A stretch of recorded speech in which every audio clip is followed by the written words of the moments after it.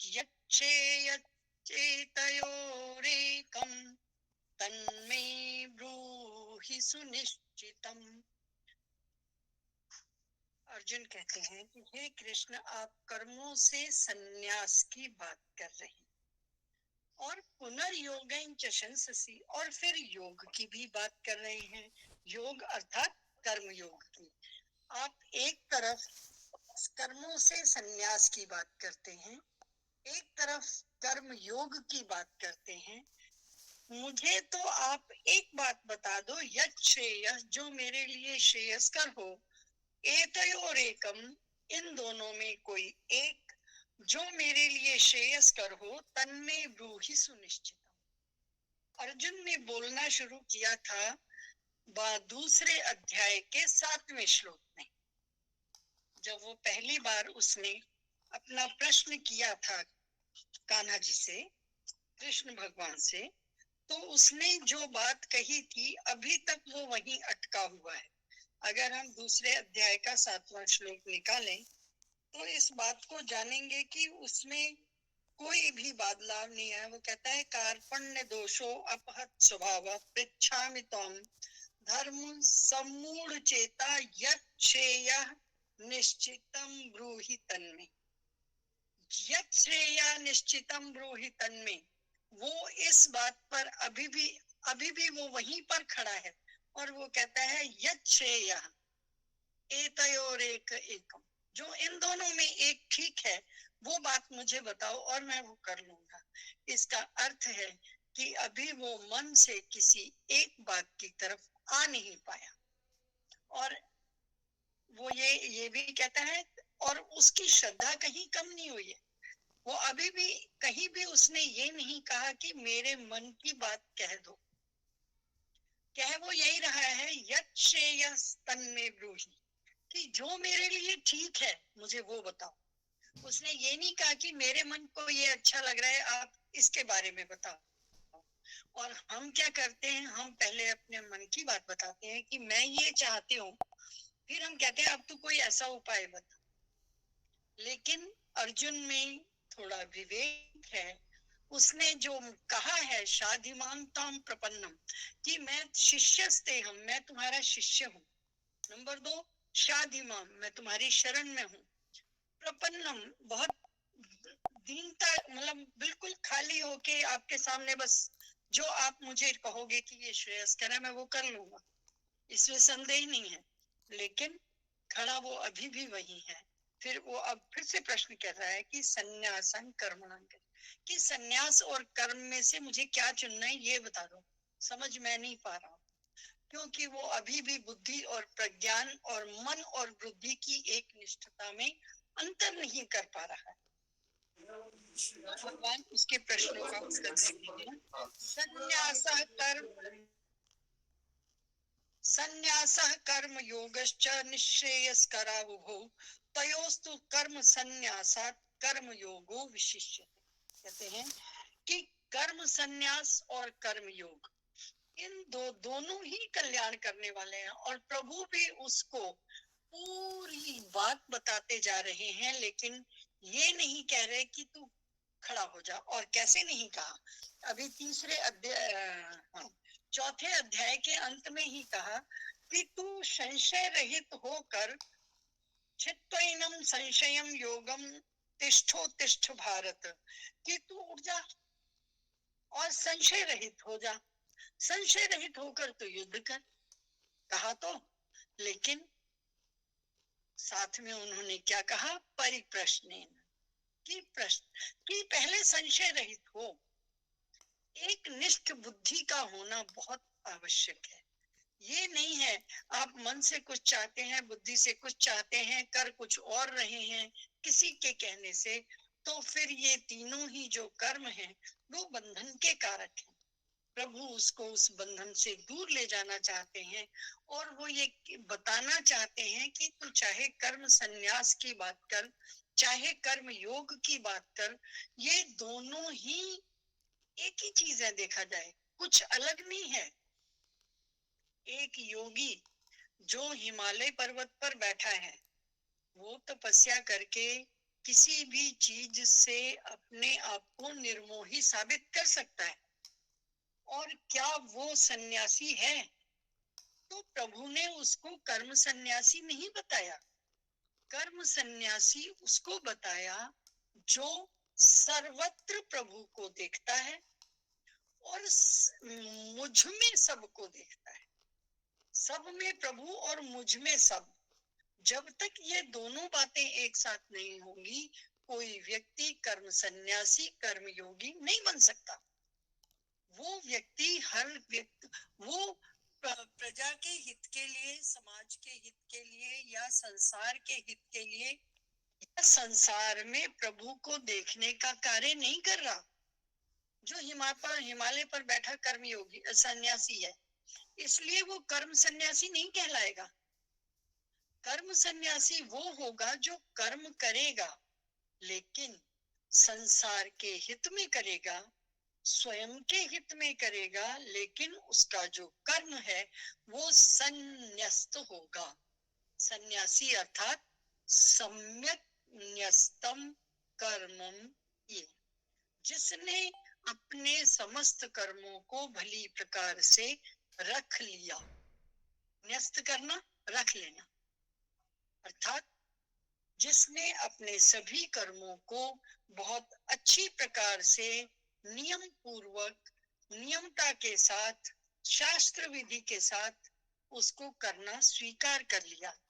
फिर जो भी कुछ है वो प्रभु के निमित्त, प्रभु के लिए, प्रभु के द्वारा, प्रभु को अर्पण, उसके तहत जब काम करता है, तब वो जाकर कहीं कर्म सन्यासी कहलाता है।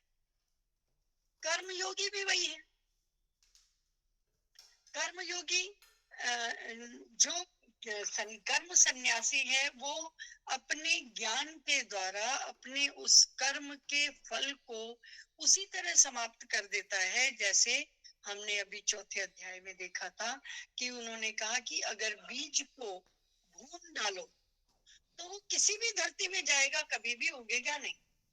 उसी तरह से यदि आप अपने कर्मों को इस ढंग से कर लो, आप ज्ञान के साथ हो जाओ कि वस्तुतः इस कर्म का फल, इस कर्म से किसके लिए हो रहा है, तो हर किसी के अंदर जो चिति रूप है वो प्रभु स्वयं है, उनके लिए हो रहा है। कर कौन रहा है? मेरे अंदर जो चिति बैठा है वो कर रहा है। जब मैं और मेरा समाप्त कर देता हूं, तब मैं सन्यासी हो जाता। जब मैं, मेरी मन और बुद्धि में से एक निष्ठता आ जाती है, तो मैं कर्म योगी हो जाता हूँ। तो कर्म योगी और कर्म सन्यासी में अंतर तो कोई नहीं है।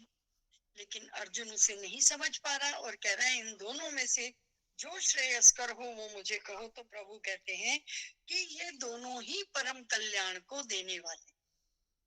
संन्यास कर्म योगश्च निश्रेयस्करा उभो, ये दोनों ही निश्चय रूप से ही कल्याणकारी हैं, कल्याण को देने वाले हैं। फिर भी तयोस्तु, फिर भी इन दोनों में से कर्म संन्यासात कर्म योग, कर्म योग और कर्म संन्यास में से आत जो ता है, ये इसी के लिए है।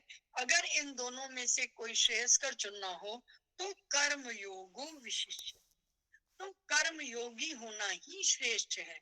अब तू कर्म योगी हो जा।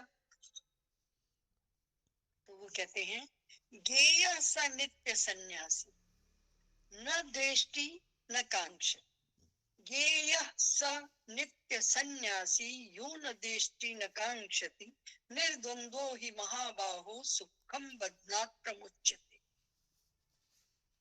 अब भगवान ने ज्ञान योग के या कर्म संन्यास के स्थान पर कर्म योग को श्रेष्ठ बताया, और कर्म योग की प्रशंसा में प्रभु कहते हैं ज्ञेयः स नित्य सन्यासी, जो पुरुष किसी से न द्वेष्टि, द्वेष नहीं रखता, न कांक्षति, कोई इच्छा नहीं रखता, कोई आगे भावना नहीं रखता, वो कर्म योगी सदा ही नित्य सन्यासी है। उसको हम बिल्कुल सन्यासी कह सकते हैं, क्योंकि निर्द्वंद्वो ही महाबाहो। निर्द्वंद्व अर्थात राग और द्वेष से रहित होकर, जितने द्वंद्व कितने हैं, सुख दुख हानि लाभ जीवन मरण यश और अपयश, इसके अलावा कोई द्वंद्व नहीं है। दुनिया के सारे द्वंद्व इन 6 द्वंद्वों में समाहित हैं। सुख दुख, हानि लाभ, जीवन मरण, यश अपयश, इसके अलावा कोई द्वंद्व नहीं है। तो इन द्वंद्वों से, निर्द्वंद्व, जो इन द्वंद्वों से ऊपर उठ गया है, जिसको हानि में भी हंसता है और लाभ में भी हंसता है। ये नहीं कि लाभ हो गया तो बहुत प्रसन्न हो गया, हानि हो गई तो रोने लग गया, नहीं। जो इन दोनों में सम रहता है, हानि लाभ, यश अपयश, जीवन मरण, ये जितना भी कुछ है, इन सब में जो निर्द्वंद्व होकर रहता है, जो इन द्वंद्वों में भी समान रहता है, निर्द्वंद्वो ही महाबाहो सुखम बध्नात् प्रमुच्यते। अर्थात राग द्वेष आदि द्वंद्वों से रहित मनुष्य सुख पूर्वक संसार के बंधन से मुक्त हो जाता है। संसार का बंधन क्या है, फिर से कर्मों को इकट्ठा करना और उनको भोगने के लिए फिर से आना, ये है कर्म का बंधन। और ये कर्म का जो बंधन है, ये क्यों होता है, क्योंकि हम कर्म करते हैं, कर्म को कर्म के जैसे नहीं करते। प्रभु तीसरे अध्याय चौथे अध्याय से ये बता रहे हैं कि किस तरह आप अपने कर्म को अकर्म बना सकते हो। लेकिन उन्होंने ये कहा, साथ में हमें ये भी बताया कि किस तरह से कभी कभी हमारा अकर्म कर्म से भी ज्यादा बंधन का कारण हो जाता है। फिर उन्होंने कहा कि इसमें एक विकर्म भी होता है, जिससे उसका उल्टा इम्पैक्ट भी आता है, तो उससे भी बचो। तो कर्म अकर्म विकर्म तीनों ही चीजों को प्रभु ने बताया।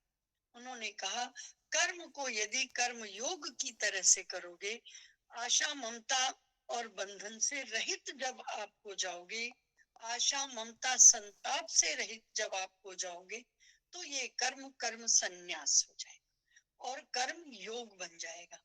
कर्म योग और कर्म संन्यास में बहुत थोड़ा सा अंतर है, क्योंकि एक सांख्य योग को प्रिडिक्ट करता है, एक कर्म योग को प्रिडिक्ट करता है। तो वो ये कहते हैं कि इस तरह से जो व्यक्ति द्वंद्वों से रहित हो जाता है, वो किसी का कुछ उसको द्वेष नहीं रहता, किसी से कोई चाहना नहीं रहती, न द्वेष्टि न कांक्षती। जिसको द्वेष और आकांक्षा दोनों ही समाप्त हो जाती हैं, वो व्यक्ति नित्य सन्यासी है, वही वास्तव में सन्यासी है। और इस तरह से जो सन्यासी हो जाता है, वो कर्म बंध सुख बंधनात् प्रमुच्यते, वो सुख के बंधन से छूट जाता है, सुख पूर्वक छूट जाता है। सुखम सुख पूर्वक, बंधनात् बंधनों से, प्रमुच्यति छूट जाता है, प्रकृष्ट रूप से छूट जाता है। अर्थात फिर उसके पास कुछ बंधन नहीं रह पाता, उसको किसी भी कर्म के फल का बंधन नहीं रहता, जिसके लिए उसे फिर से आना पड़े और उसकी मुक्ति हो जाती है। यहाँ कर्म योगी को इन्होंने नित्य सन्यासी बताया है, क्योंकि जो कर्म योगी के लक्षण बताए या कर्म योगी के बारे में बताया, वो कहा कि जो द्वंद्व रहित हो गया है, जो द्वेष्टि और कांक्ष न द्वेष्टि न कांक्षति, इन दोनों से भी जो रहित हो गया है, वही वस्तुतः सन्यासी है। और इस सन्यास का होने के लिए दोनों श्लोकों में निष्ठाओं का जो एकता का प्रतिपादन किया है, दोनों में एक ही बात कही है। अगले श्लोक में भी सांख्य योगो पृथक बाला प्रवदन्ति न पंडिता एकमप्यास्थितः सम्यग् उभयोः वन्दते विन्दते फलम्। कि सन्यास और कर्मयोग, ये कुछ लोग इसको अलग अलग भी कहते हैं। ये दो अलग शब्दों की बात हो सकती है, लेकिन वस्तुतः यदि हम इसे बहुत गहराई से देखें या चिंतन मनन करें, तो ये कहीं जाकर दोनों एक ही हो जाते। बिना ज्ञान के भी कुछ संभव नहीं है, और ज्ञान में कुछ विशेषता आ जाना ही कर्म योगी भी यही करता है और कर्म सन्यासी भी यही करता है। तो कहते हैं सांख्य योगो पृथक बाला, जो मूर्ख लोग हैं या ये कह सकते हो जो बाल बुद्धि है, जिनकी बुद्धि अभी बालक बुद्धि है, बाला, जो बालक बुद्धि वाले लोग हैं वो सांख्य और योग को अर्थात संन्यास को और कर्म योग को अलग अलग समझते हैं, अलग अलग फल देने वाला समझते हैं, लेकिन न प्रवदंती पंडिता, लेकिन ज्ञानी लोग ऐसा नहीं कहते। न पंडिता प्रवदंती, पंडित लोग ऐसा नहीं कहते, पंडित का अर्थ है ज्ञानी, ज्ञानी लोग ऐसा नहीं कहते। कैसा? कि कर्म संन्यास और कर्म योग अलग अलग है। जो अभी अभी अर्जुन ने कहा कि इन दोनों में से मेरे लिए श्रेयस्कर क्या है वो बताओ, तो प्रभु कहते हैं कि ये बच्चा बुद्धि वाली बात है कि तुम दोनों को अलग अलग समझ रहे हो, वास्तव में ये दोनों एक ही है, क्योंकि इन दोनों के फल भी एक हैं कि मुक्ति, प्रभु का आश्रय, प्रभु की समीपता, प्रभु के पास जाना, प्रभु से मिलन कर लेना।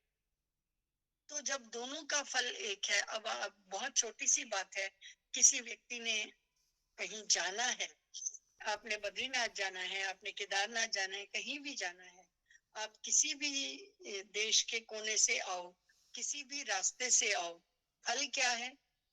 केदारनाथ बद्रीनाथ पहुंच जाना। तो इसमें रास्ते से तो कोई फर्क नहीं पड़ता, नंबर एक।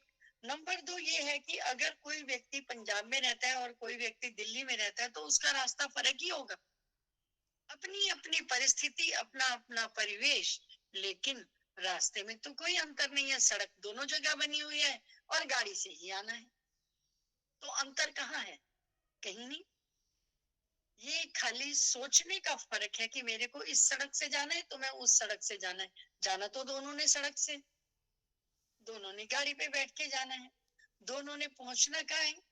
वहीं पर जहाँ प्रभु का निवास है, जहां भी आप जा रहे हो, जो आपका गंतव्य स्थल है। तो फिर अंतर कहाँ है? प्रभु कहते हैं एकम अप्यास्थित सम्यक उभयो वंदिते विंदिते फलम, कि दोनों में से एक भी सम्यक प्रकार से स्थित पुरुष दोनों के फल रूप परमात्मा को प्राप्त होता है। अर्थात चाहे आप सांख्य योग की बात करें, चाहे आप कर्म योग की बात करें, ये दोनों ही रास्ते अंततो गत्वा आपको भगवान के पास पहुंचाते हैं। आप किसी भी रास्ते से चलें, किसी भी रास्ते को माने, तो अंततो गत्वा आपका प्रभु से मिलन होगा, प्रभु के चरणों में आपका समर्पण होगा। दोनों ही रास्ते वहीं जाते हैं। आप किस रास्ते से आए इससे क्या फर्क पड़ता है, जब दोनों का फल ही एक। कहते हैं तो उन्होंने कहा कि बिल्कुल ठीक, यत् सांख्यै प्राप्यते स्थानं तद्योगैरपि गम्यते एकं सांख्यं च योगं च यः पश्यति स पश्यति। प्रभु कहते हैं कि ज्ञान योगियों के द्वारा जो परम धाम प्राप्त किया गया, अर्थात ज्ञान से हमें मुक्ति मिलती है, तो ज्ञान योगियों के द्वारा ये कहा जाता है कि परम धाम प्राप्त हो जाता है। कर्म योगी कहते हैं कि अगर कर्म योग को जान लो, इस रास्ते पर चलो, तो भी परम धाम प्राप्त हो जाता है। एकम सांख्यं च योगं च, एक सांख्य के माध्यम से, एक कर्म योग के माध्यम से, दोनों में ही एक ही फल आ रहा है, फल दोनों में अलग नहीं है। तो फिर जो एक फल को देखता है, जो लक्ष्य को देखता है, वस्तुतः वही ठीक ठाक देखता है। क्योंकि अब वही वाली बात है, आप इस गली से आए, मैं उस सड़क से आई, लेकिन हमारा लक्ष्य क्या गली और सड़क है? नहीं, हमारा लक्ष्य उस मंदिर, उस गुरुद्वारे तक पहुंचना है जहां हमें पहुंचना है, जहां पर हमें अपनी समर्पण करना है। तो जब दोनों का एक ही लक्ष्य है, तो फिर इसको अलग अलग क्यों देखना? फिर तो यह पश्यति स पश्यति, जो लक्ष्य को देख लेता है वो वस्तुतः तभी परमात्मा के पास पहुंचता है। अपने लक्ष्य पर ध्यान रखें, एकनिष्ठ ध्यान रखें और उस रास्ते पर चल दें। जब आप वहां पहुंच जाएंगे तो आपको वो लक्ष्य प्राप्त हो जाएगा। किस रास्ते से कौन गया, किस सवारी से कौन गया, इससे क्या फर्क पड़ता है। तो आप चाहे सांख्य योगी हो, चाहे कर्म योगी हो, दोनों ही रास्ते, दोनों चाहे नाम अलग अलग हैं, लेकिन ये दोनों एक ही स्थान परम धाम तक पहुंचा। इसलिए इस इसमें मत उलझो। परमात्मा तक जाने की इच्छा, परमात्मा तक पहुंच जाने का मन और वहां तक पहुंच जाना, इस पर ध्यान दो और वहां तक पहुंचो। क्योंकि दोनों का जब एक ही फल है तो साधन की विशेषता को बताने की क्या आवश्यकता है, इसको बताते हैं। संन्यासस्तु महाबाहो दुःखमाप्तुम योगतः योग युक्तो मुनिर्ब्रह्म न चिरेणाधिगच्छति। हे अर्जुन, कर्म योग के बिना संन्यास, अर्थात कर्म योग क्या था, मन, इंद्रियां और शरीर, इनके द्वारा होने वाला ये काम तो इन्हीं से ही होगा। मन से, शरीर से, कर्मेंद्रियों से। तो इन तीनों के द्वारा क्या होगा, कर्म। और कर्म में जब तक कर्तापन का त्याग नहीं होगा ये मुश्किल है।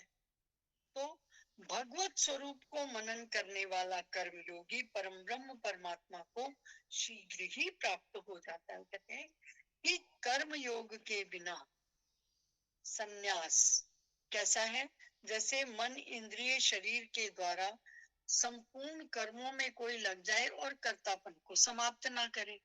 और दूसरी बात क्या है कि जो आपका संन्यास है उसमें भी यही है कि आपको मन, बुद्धि, कर्म से प्रभु की ओर लीन होना है। तो आपको दोनों ही अर्थों में एक कार्य करना है।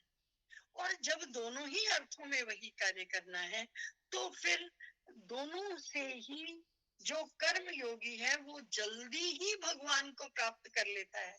वो अब कर्म योगी की महत्ता को बता रहे हैं कि किस प्रकार कर्म योगी बहुत जल्दी पहुंच जाता है, क्योंकि जो वो कर रहा है उसको वही करना है, उसमें कुछ चेंज नहीं लाना, उसको कहीं से कुछ हटाना नहीं है। खाली जो वो कर्म कर रहा है वो किसके प्रति कर रहा है, किसके द्वारा कर रहा है, कौन कर रहा है, किसके लिए कर रहा है, यहाँ सब जगह परमात्मा को बिठाना है। काम उसको वही करना है जो वो कर रहा है, उसको कहीं कोई चेंज नहीं है, कुछ नहीं है। अपनी बुद्धि में किसी अन्य प्रज्ञान को जगाने की आवश्यकता नहीं है, कोई और किताब पढ़ने की जरूरत नहीं है, आपको घर छोड़ के कहीं जाने की जरूरत नहीं है। कहीं पे कुछ भी बदलाव नहीं आ रहा है।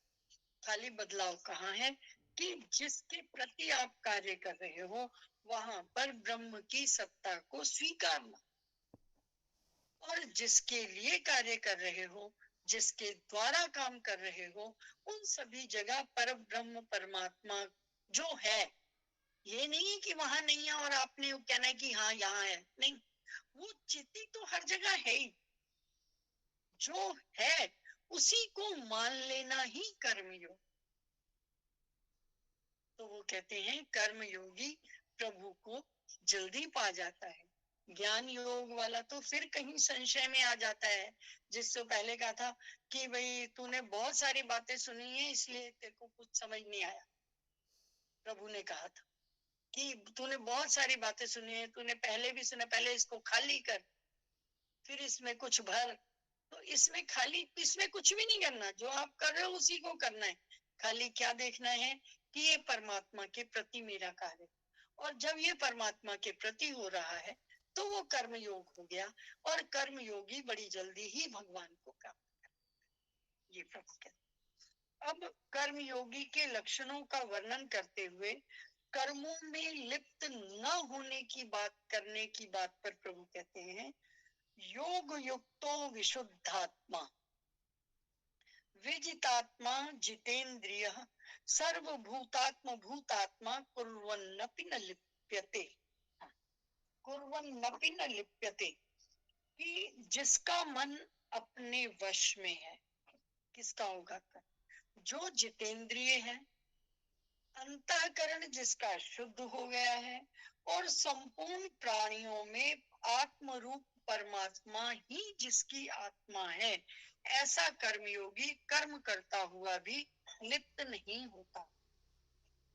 कितनी बड़ी बात कही है कि जो योग से युक्त है, विशुद्ध आत्मा है और जिसका अंतःकरण इन सब में लिप्त नहीं है, जो अंतःकरण से पूर्णतः शुद्ध हो गया है, अर्थात जिसने अपने मन को, इंद्रियों को, शरीर को अपने वश में कर लिया है, ऐसा जितेंद्रिय, जितेंद्रिय जिसने इंद्रियों को जीत लिया। इंद्रियां आपकी ज्ञानेंद्रियां, कर्मेंद्रियां। तो ज्ञानेंद्रियों कर्मेंद्रियों को जीतने वाला ऐसा जितेंद्रिय। अब जिसकी ज्ञानेंद्रियां और कर्मेंद्रियां जीती गई, तो मन तो स्वयं ही काबू हो गया, क्योंकि मन स्वयं में कुछ नहीं करता। वो कुछ भी अगर करता है तो उसकी इंद्रियां कार्य करती हैं। जब ये 10 इंद्रियां अपने काबू में आ गई, तो फिर उड़ने वाला कौन? कोई नहीं। फिर उसका अंतःकरण साफ हो गया। जैसे ही वो अंतःकरण उसका ठीक हुआ, उसकी बुद्धि एकनिष्ठ हुई कि अब उसको ये पता है कि मुझे किसी इंद्रिय से कोई काम नहीं लेना, किसी भी इंद्रिय को खुला नहीं छोड़ना।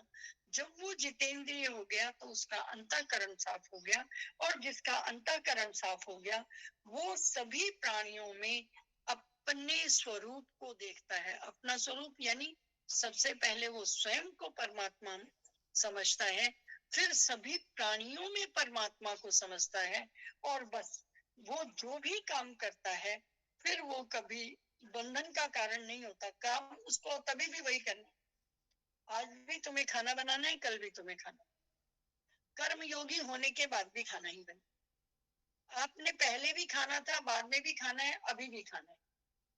सिर्फ करना क्या है कि जब आप काम कर रहे हो तो ये कहो कि मैं नहीं कर रहा, ये तो प्रभु कर रहे हैं। जितने भी काम हैं वो आप नहीं कर रहे, प्रभु कर रहे हैं। फिर जो ये खाना बना है, ये पूरे ये भी प्रभु के लिए बना है, मेरे लिए नहीं बना।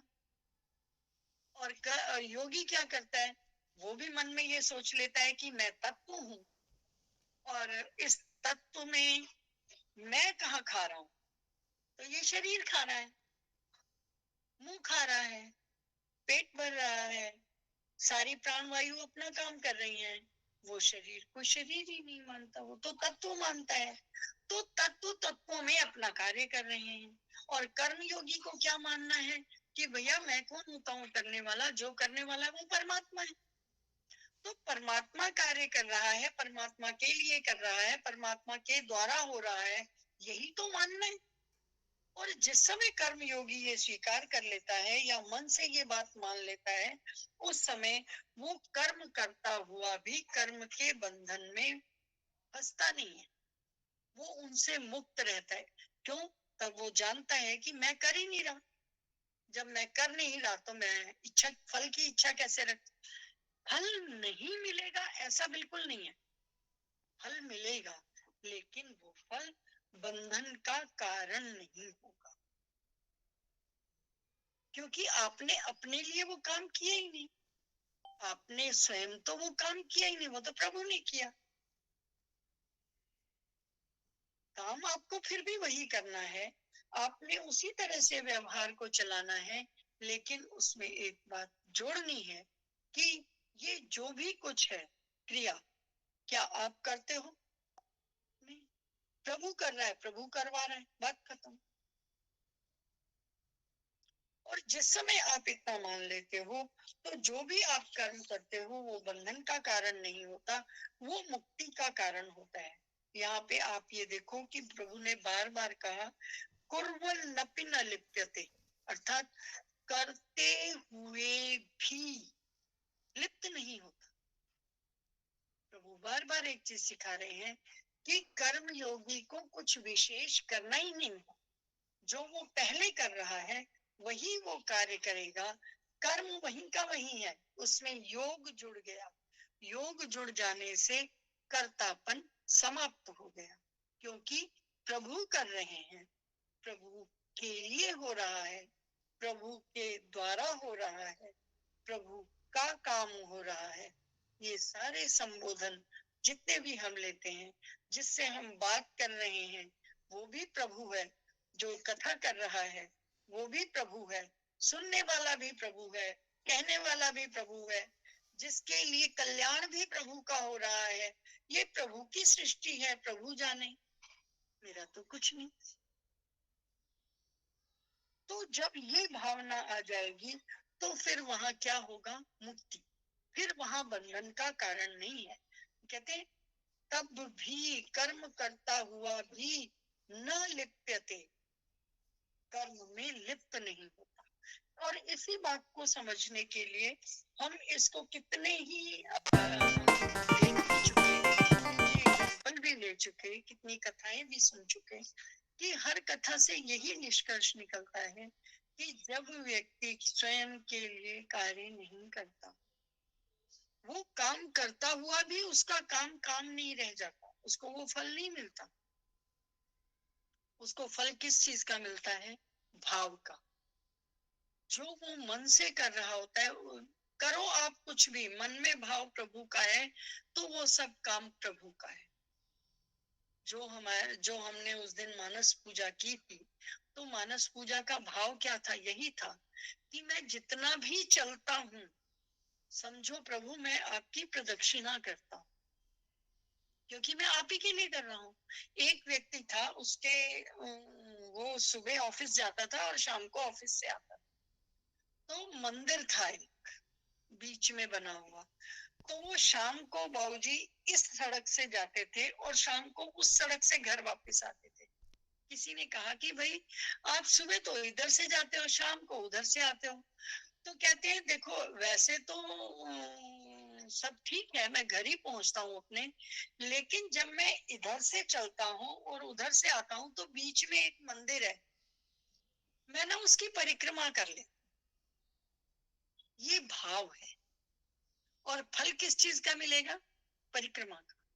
क्योंकि वो मन से ये काम सोच के कर रहा है कि ये मेरे प्रभु की परिक्रमा है। वो घर से निकलते हैं इस सड़क से और आते हैं उस सड़क से, हो गई ना परिक्रमा। जबकि मंदिर इतनी सी जगह में है और वो कितनी दूर फैल के आते हैं, लेकिन नहीं, वो कहते हैं ये मेरी परिक्रमा है। तो मैं जितना भी चलता हूँ वो सब आपकी परिक्रमा है। और यदि वहां मंदिर न भी हो और मैं ये सोच लूं कि ये पूरी कॉलोनी ही प्रभु का निवास है और इस कॉलोनी का मैं चक्कर लगाता हूँ, तो मैं चक्कर नहीं लगाता, प्रभु की परिक्रमा है। और मैं कौन होता हूँ प्रभु की परिक्रमा करने वाला? प्रभु ही तो लगा रहे हैं। जिस दिन इसमें से चिति गई तो मैं तो वही रहूंगा, तो फिर कौन लगाएगा? कोई नहीं लगाएगा। तो इस बात को समझो कि जो भी आप काम कर रहे हो वही करना है, लेकिन हृदय में आपको बसाना है कि आप क्या कर। ये प्रभु के निमित्त है। कहते हैं जो जो भी मैं चलता हूँ, समझे आपकी परिक्रमा है। जो जो मैं खाता हूँ, समझे आपका यज्ञ है। जो जो मैं करता हूँ, मैं आप समझे आपकी सेवा है। जो जो भी मेरे द्वारा होता है, यद यद आचरते मां, जो जो भी कुछ मैं करता हूँ, शंभो तवाराधनम, ये सब मैं आपको प्रसन्न करने के लिए करता हूँ। जैसे छोटा बच्चा होता है, हम उसके सामने कोई अर्थ है, आहा, और बच्चा कितनी जोर से खिल खिल करके हंसता है। उस हंसने में हमने उसको क्या दिया? कुछ नहीं। इसी तरह हम ये कहें, हम जो भी कुछ कर रहे हैं हे प्रभु तुझे समर्पित है, क्योंकि ये तुम्हारी खुशी के लिए कर रहा हूं। और तुम जो भी मैं सोचता हूँ, जो भी मैं करता हूँ, जो भी मेरे साथ A to Z कुछ भी, वो सब आपको समर्पित।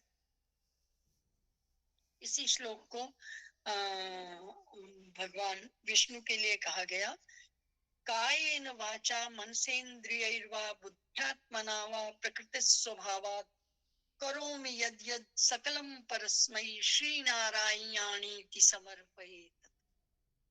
कायेन, काया से, कायेन वाचा वाणी से, मन सेन्द्रियैर्वा मन से और इंद्रियों से, कायेन वाचा मन से इंद्रियैर्वा बुद्ध्यात्मना वा बुद्धि से और आत्मा से, आत्मा अर्थात मन से। आत्मा से बड़ा आत्मा तो अपने आप में कोई कार्य नहीं करता, लेकिन यहाँ आत्मा का अर्थ है जहां जहां भी हमारा मन जाता है। बुद्ध्यात्मना वा प्रकृति स्वभावात, और प्रकृति के स्वभाव से, जो मैं अंदर से हूँ, जहां जो भी मेरी प्रकृति है उससे भी, कायेन वाचा मन से इंद्रियैर्वा बुद्ध्यात्मना वा प्रकृति स्वभावात करोमि यद् यद्, जो भी कुछ मैं करता हूँ उसमें कुछ गिनाने जैसा नहीं है। अगर हम गिनाते हैं तो 4 बात गिनाते हैं, लेकिन 10 बातें छूटती हैं, तो वो गिनाई नहीं है यहाँ पे। करोमि यद् यद् सकलम, वो सारी, परस्मई, ये हाथ में रखी, सकलम परस्मई तवर्पण, ये सब आपको समर्पित। कायेन वाचा मनसेन्द्रियैर्वा बुद्ध्यात्मना वा प्रकृति स्वभावात् करोमि यद्यद् सकलम परस्मै श्री नारायणानीति समर्पयेत्। ये सभी आप नारायण को ये समर्पित। जब ये समर्पण की भावना आए तो कर्म जो है वो बंधन का कारण कहाँ से होगा? क्योंकि हमने कोई कर्म में अपना कर्तापन रखा ही नहीं। बताओ, इन सब के अलावा भी आप कोई काम करते हो? कोई काम यहाँ से छूटा नहीं। और जब ये सभी प्रभु को अर्पित हो गए, प्रभु के सामने चले गए, तो फिर इन कर्मों का बचने, इनमें से क्या बचेगा जिसका फल आपको भोगना है? नहीं भोगना है। और यहीं पर आपकी मुक्ति, इस मुक्ति की ओर प्रभु ले जाना चाहते हैं। इस मुक्ति की ओर प्रभु इशारा कर रहे हैं। इस मुक्ति को प्रभु समझा रहे हैं कि आपने कर्म को नहीं छोड़ना है। संन्यास भी वही है जहां आपने कर्मों को सम्यक प्रकार से न्यस्त कर लिया है, रख लिया है। संन्यास कर्मों को छोड़ने का नाम नहीं है।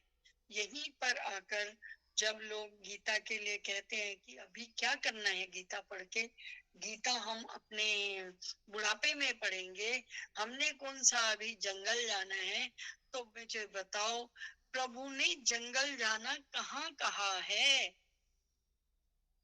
प्रभु ने तो जंगल जाने का बिल्कुल बिल्कुल काटा फेरा है कि नहीं जाना है भाई। कर्म योगी होना है, कर्म सन्यासी होना है, दोनों ही दशाओं में आपको काम करना है। सांस लिए बिना रहोगे क्या? ये भी तो कर्म है। खाए बिना रहोगे क्या? तो कोई तो दूसरा तुम्हारे खाने का इंतजाम क्यों करे? अपने खाने को स्वयं कमाओ। बस कमाते हुए भाव ये रखना है कि ये मैं प्रभु के लिए कर रहा हूं। करना वही है, और यही कर्म संन्यास है, यही कर्म योग है। प्रभु इस तरफ बढ़ रहे हैं। श्री कृष्ण गोविंद